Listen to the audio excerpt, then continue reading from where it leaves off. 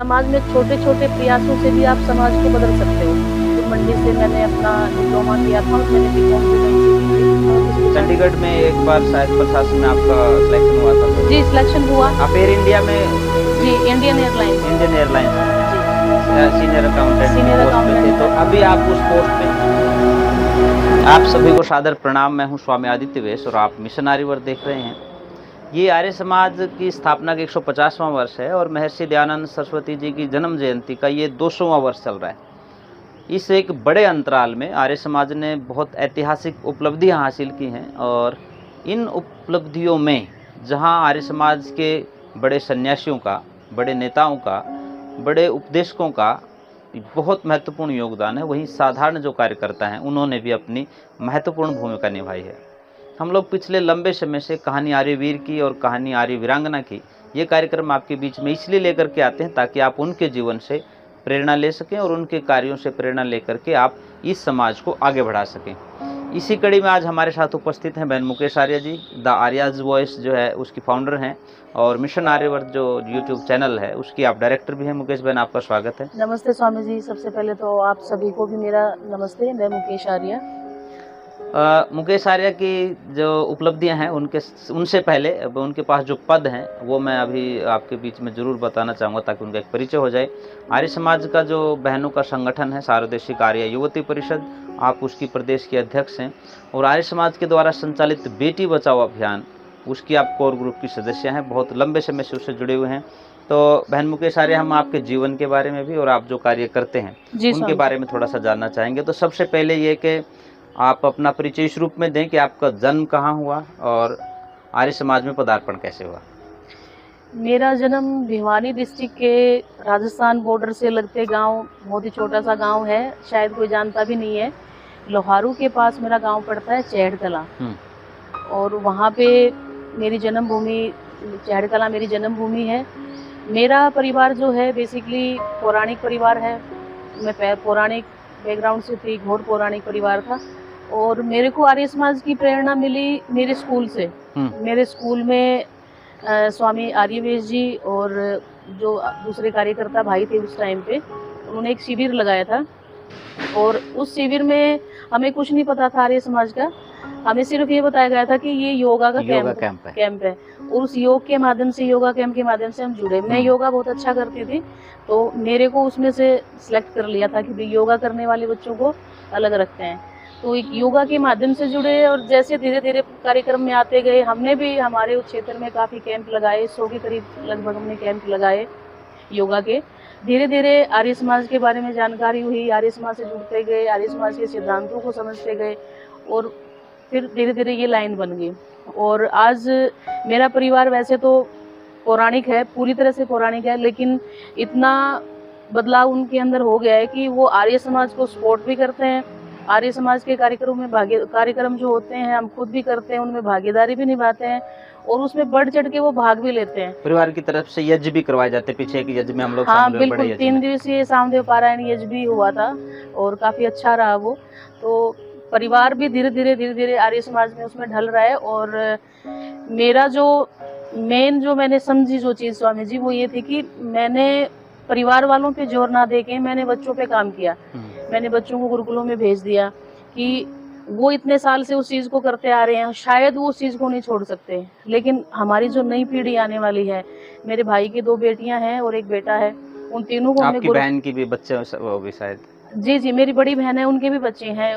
बेटी की तो अभी पीछे शादी हो गई है। उनको भी आप आर्य समाज में हम लेके आते थे।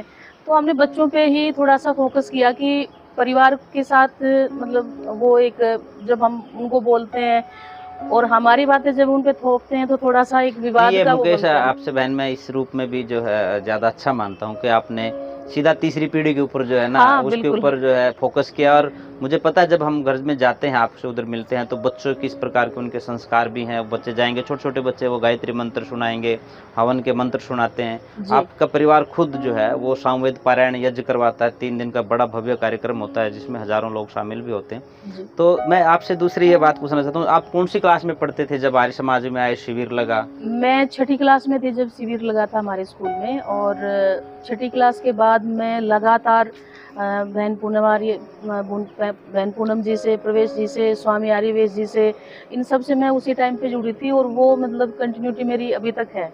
तो आप उस समय छठी क्लास में जुड़े और उसके बाद फिर आपने अपनी एजुकेशन की। एजुकेशन में भी कोई समस्या आई या उसके बाद चलते रहे? थोड़ा-सा मतलब व्यवधान रहा बीच में, क्योंकि मैं बाहर पढ़ना चाहती थी। 10वीं के बाद मुझे बाहर जाना था, लेकिन 10वीं के बाद मैं नहीं जा पाई बाहर किन्हीं कारणों से। तो फिर उसके बाद मैंने सोचा कि मैं +2 के बाद बाहर जाऊँगी। तो मैं जिस क्षेत्र से आती हूँ वहाँ पे बहुत मतलब अभी भी इतनी एडवांसनेस नहीं है। विचारों में लोग पहले से ठीक हो गए हैं अब, लेकिन उस टाइम की मैं बात करूँ तो मतलब बाहर जाके पढ़ना और एक वो बहुत बड़ी चीज़ होती लड़कियों थी। के लिए बाहर जाके लड़कियों पढ़ना के तौर लिए। पे ज़्यादा वैसा माना जाता था। मेरे गाँव से मुश्किल से कोई एक आधी लड़की हम उस टाइम में सुनते थे कि कोई पढ़ी है और उसको बहुत बड़े स्तर पे देखते थे। तो +2 के बाद नहीं हो पाया तो मैंने ही खुद ने डिसीज़न लिया कि नहीं, मैं पढ़ूँगी बाहर जाके। और मैंने मैनेजमेंट का फॉर्म भरा, उसमें मेरा सिलेक्शन भी हो गया गवर्नमेंट कॉलेज में और मैं बाहर जाके पढ़ी। तो परिवार वालों का थोड़ा-सा मतलब मुझे उतना सपोर्ट नहीं मिल पाया जितना मिलना चाहिए था। अगर मिलता तो मैं आज बहुत अच्छा करती। लेकिन परिवार ने भी बाद में मेरे को मतलब बाद में सपोर्ट किया जब सपोर्ट आप किया चल पड़े तो। जब मैं चल आपने पड़ी। फिर एजुकेशन कितनी है, क्या-क्या एजुकेशन में क्या-क्या किया आपने? मैंने डीबीएम किया, डिप्लोमा बिज़नेस मैनेजमेंट 3 साल का, और मैंने बीकॉम किया, एमकॉम किया। एमकॉम मैंने चंडीगढ़ से किया। जब मेरा वहाँ से डीबीएम हो गया डिप्लोमा बिज़नेस मैनेजमेंट का, तो चंडीगढ़ में हमारी ट्रेनिंग लगी थी 6 महीने की। 6 महीने चंडीगढ़ में रहने के बाद उसी दौरान फिर मैंने सर्विस जॉइन कर ली हाँ, वहीं तो पे। सर्विस आप किस-किस डिपार्टमेंट में रहे? सर्विस मैंने क्लरिकल डिपार्टमेंट में की। उसके बाद क्लरिकल डिपार्टमेंट में से मुझे पता लगा कि अकाउंट्स डिपार्टमेंट थोड़ा-सा मतलब ठीक है और मेरा बैकग्राउंड भी था, मेरा इंटरेस्ट भी था, तो मैंने उसके लिए तैयारी की और मेरा वो एग्ज़ाम क्लियर हो गया। आप एयर इंडिया में जी, भी इंडियन एयरलाइंस में। इंडियन एयरलाइंस में जी, सीनियर अकाउंटेंट की सीनियर पोस्ट पे थे, अकाउंटेंट तो में। अभी आप उस पोस्ट पे हैं कि छोड़ दी? नहीं, वो मैंने छोड़ दिया 2018 से। 2018 से। 2018 के बाद मैंने छोड़ दिया। मेरी तबीयत 2016 में ख़राब हो गई थी। स्वास्थ्य वो थोड़े मतलब बीच में रुकावटें आई, तो 2018 में फिर मैंने छोड़ दी, क्योंकि स्वामी जी जॉब करने का मेरा कोई मोटिव था नहीं शुरू से। क्योंकि समाज में लाइफ तो जो है आर्य समाज के लिए लगानी थी, तो इसलिए शायद वो हाँ, भी बिल्कुल, बिल्कुल। मेरा उसमें जॉब करने का भी यही था कि जो फाइनेंशियली सपोर्ट और जो एक थोड़ा-सा एक्सपीरियंस हो जाए बाहर रहने का, बाहर काम करने का। बस यही इतना ही था, क्योंकि मैंने गवर्नमेंट जॉब के लिए भी बहुत ज़्यादा कोई अप्लाई और फॉर्म वगैरह तैयारी। एयर इंडिया के अलावा भी आपने किसी डिपार्टमेंट में नौकरी की? नहीं, एयर इंडिया के अलावा किसी डिपार्टमेंट। चंडीगढ़ में एक बार शायद प्रशासन में आपका सिलेक्शन हुआ था फिर? जी, सिलेक्शन हुआ था, लेकिन वो उस पे स्टे आ गया था और फिर वो दोबारा से उस भर्ती को रिवाइज़ किया गया, तो उसमें फिर मेरा रह गया था। फिर वो रह गया तो फिर आपने छोड़ ही दी? हाँ, मैंने बस एक ही फॉर्म भरा था वो, और उसमें मेरा पहली बार में हो गया था, लेकिन उस पे किन्हीं कारणों से स्टे आ गई थी गवर्नमेंट की तरफ से। तो स्टे लगने के बाद शायद आपने स्टे ही कर दिया कि स्टे ही रखेंगे और सारा जीवन आर्य समाज को लगाएंगे। तो ये जो आपका जो बाद में मन बना कि नहीं, मुझे ये लाइफ जो है आर्य समाज के लिए, ऋषि ध्यान के लिए, विचारों को, वेद के सिद्धांतों को आगे बढ़ाने के लिए लगानी है, इसके पीछे क्या आपका जो है मानसिकता रही, या कैसे जो है वैसे तो स्वामी जी मैं बात करूँ तो जब मैं कॉलेज टाइम में गई, मैंने आदमपुर मंडी से मैंने अपना डिप्लोमा किया था और मैंने बीकॉम भी वहीं से की थी। तो उस टाइम पे जैसे दीदी और से मैं लगातार मतलब उसमें टच में रहती थी और स्वामी जी से और सबसे कार्यक्रमों में आती जाती रहती थी। तो शुरू से ही दिमाग में जैसे धीरे-धीरे आर्य समाज को समझते गए, आर्य समाज के सिद्धांतों को समझते गए, विचारों से ज़्यादा जुड़ते गए, बस फिर धीरे-धीरे वो लाइन बन गई कि इसी लाइन में ही, इसी डायरेक्शन में ही आगे बढ़ना है। वो चीज़ें टाइम के साथ-साथ जो ज़रूरी थी, जॉब करना भी कुछ टाइम के लिए ज़रूरी हो गया, बाहर रहना भी कुछ टाइम के लिए ज़रूरी हो गया, तो वो चीज़ें उसके बीच में आती गई। लेकिन लाइन स्टार्टिंग से ही जब से समझ में आया, तब से यही था कि आर्य समाज का ही काम करेंगे। तो आप इस लाइन में आए भी, इसके बाद आपने क्या-क्या गतिविधियाँ की, शिविर लगाए, यात्राएँ निकाली, जो आपका जो मुख्य वो है, तो वो हमें थोड़ा-सा उसके बारे में भी जानकारी दें कि कैसे शिविरों का एक श्रृंखला प्रारंभ हुई और फिर आपको प्रदेश का अध्यक्ष बनाया गया, वहाँ तक की कहानी क्या? जी, बिल्कुल स्वामी जी। आर्य समाज के सानिध्य में वैसे तो सैकड़ों, हज़ारों शिविर लगते हैं हर साल, लेकिन बेटी बचाओ अभियान की तरफ से भी काफ़ी शिविर हम लगाते हैं, जैसे अलग-अलग प्रांतों में लगते हैं, राजस्थान में लगते हैं, यूपी में लगते हैं, हरियाणा में भी लगते हैं। टिटोली में हमारा एक फिक्स रहता है जो डेट है 6 जून से 12 जून, वो सब उनसे परिचित हैं। तो ये शिविर की श्रृंखला जो है वो जैसे जैसे छुट्टियां बच्चों की हमें पता लगती है कि भी 3 छुट्टियां, 4 छुट्टियां, 2 छुट्टियां इकट्ठी हैं, तो उसमें हम शेड्यूल कर लेते हैं और अलग-अलग जगह पे अलग-अलग प्रांतों में भी जाके हम बेटियों के, बहनों के शिविर लगाते हैं और उन शिविरों से अच्छा रिस्पॉन्स हमें मिलता है। तो आप हरियाणा के अलावा भी कहीं बाहर कार्यक्रमों में या शिविरों में? जी, बिल्कुल, हरियाणा के बाहर भी मैं और बहन कल्याणी आर्या जी को शायद सभी हाँ, जानते हैं। बहन कल्याणी आर्या आर्य समाज की जो है प्रतिष्ठित भजनोपदेशिका हैं और जी। देश दुनिया में उनको सुना जाता है। लाखों लोग जो है उनको सोशल मीडिया पर सुनते भी हैं। द आर्याज वॉइस पे उनका काफ़ी कार्यक्रम भी हैं और उन्होंने एक शायद अभी नया चैनल बनाया है। जी, उसके जी। बारे में भी थोड़ा-सा क्या कल्याणी आर्य? कल्याणी आर्या के नाम से ही हाँ। उनके खुद के नाम से तो ही है। मेरा एक निवेदन ये भी है कल्याणी आर्या जो चैनल है, चाहे फेसबुक पेज है, आप उनको ज़रूर लाइक सब्सक्राइब कर लें ताकि ये जो प्रचार का अभियान है ये आगे बढ़ता रहे। मैं वापस उसी बात पे आपको ले रहा हूँ कि हरियाणा से बाहर भी कार्यक्रम? जी, जी। मैं और कल्याणी पिछले 5-6 साल से साथ ही रह रहे हैं और हम एक साथ ही काम करते हैं आर्य समाज का। तो कल्याणी के जो भी कार्यक्रम होते हैं, उनके थ्रू हम अलग-अलग प्रांतों में, अलग-अलग सिटी में, लगभग देश के सभी जितने भी स्टेट्स हैं, उसमें हम जाते हैं तो कार्यक्रम के शिविरों लिए। का भी आयोजन क्या हरियाणा से बाहर भी आप लोगों के आर्य युवती परिषद के माध्यम से, जी, बेटी बचाओ अभियान के माध्यम जी, से होता बिल्कुल है? स्वामी जी होते हैं। जैसे अभी पीछे हमारा हापुड़ का शिविर था, वो बहुत अच्छा गया। हुँ। झज्जर में हमारा शिविर था, वो भी बहुत अच्छा गया। राजस्थान में, जोधपुर में जो आर्य वीरांगना दल है, उनके भी शिविर लगते हैं हर साल। वो भी बहुत अच्छे शिविर होते हैं और हज़ारों-हज़ारों बहनें उसमें भाग भी लेती हैं और बहुत ही मतलब जो मैं एक बात कहूँ कि जो हमारी आर्य वीरांगना की जो बहनें हैं, वो इतनी मतलब फिज़िकल एक्टिविटी में लो या उनका बौद्धिक स्तर लो, बहुत अच्छे तरीके से वो शिविर अटेंड करती हैं और उनका रिस्पॉन्स में भी बहुत अच्छा मिलता है। बहुत बहनें निकल के उसमें शिविरों में तो आती हैं। बेटी बचाओ अभियान की जो यात्राएं निकलती हैं खास करके देश में, और उसके अलावा भी जैसे एक यात्रा निकली थी, मुझे याद आ रहा है, हरिद्वार से होशंगाबाद, वो 7-8 स्टेट की थी। जी। अंधविश्वास के खिलाफ, अश्लीलता के खिलाफ, और पाखंड के खिलाफ, नशे के खिलाफ। तो क्या आप इन यात्राओं में कभी शामिल रहे या इनकी मैनेजमेंट में आप लोग क्या योगदान करते हैं? जी, बिल्कुल, मैं उस जिसकी यात्रा की स्वामी जी आप बात कर रहे हैं, हरिद्वार से होशंगाबाद, उस यात्रा में मैं 1 दिन के लिए ही शामिल हुई थी क्योंकि मैं उस टाइम पे जॉब करती थी और मुझे छुट्टी का थोड़ा-सा उसमें रहता था।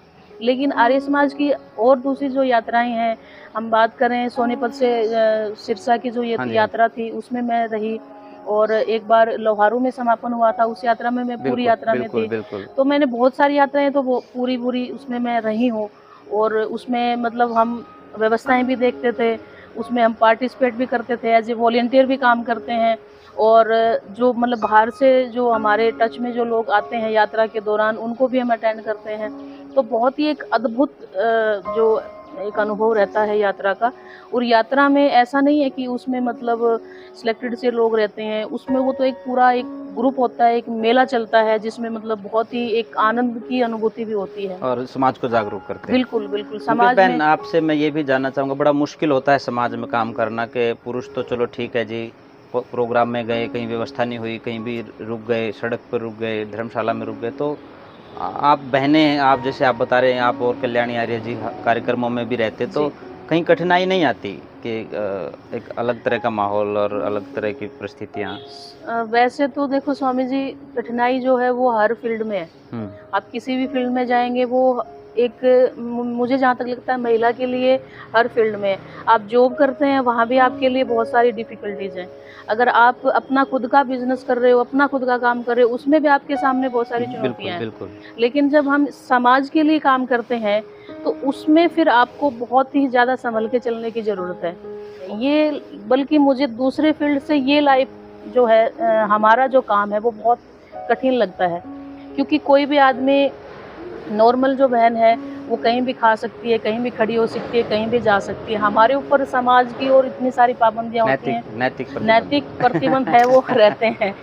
तो वैसे ऐसी कभी कठिनाई नहीं हुई कि हमें कहीं मतलब अव्यवस्था हो गई है रहने की या आर्य समाजों में अच्छी व्यवस्थाएँ होती हैं और नहीं भी होती हैं तो हम इतने मतलब परमात्मा की कृपा से इतने सक्षम है, सक्षम भी क्योंकि हैं। अपना कार्यक्रम समझते हैं तो फिर परेशानियाँ जो है वो बिल्कुल मुसीबत नहीं बनती, दिक्कत हम नहीं बनती। व्यवस्थाएँ बना लेते बना हैं, लेते हैं, बहुत बढ़िया। उसमें मुकेश इतनी भाई, आपसे एक और मैं प्रश्न कर रहा हूँ, फिर समाप्त करेंगे इस कार्यक्रम को। तो कितना सपोर्ट मिलता है, खास करके हम ये बात करेंगे जब बेटियाँ या महिलाएँ या वीरांगनाएँ जो है वो आर्य समाज का नेतृत्व करती हैं, तो आम समाज का और गांव के समाज का या फिर लीडरशिप का, उसमें कितना सपोर्ट उनका मिलता है काम को आगे बढ़ाने में? वैसे तो स्वामी जी देखो, आर्य समाज की जितनी भी टीम है उसका तो सपोर्ट रहता ही है। वो तो उसमें कोई मतलब कोई संदेह वाली बात है ही नहीं कि वो सारे जितने भी स्वामी आर्यवेश जी हैं, बहन पूनम प्रवेश जी हैं, आपका भी हमें समय-समय पे बहुत ही सपोर्ट और आपसे हौसला भी मिलता है क्योंकि आप मोटिवेट करते रहते हैं।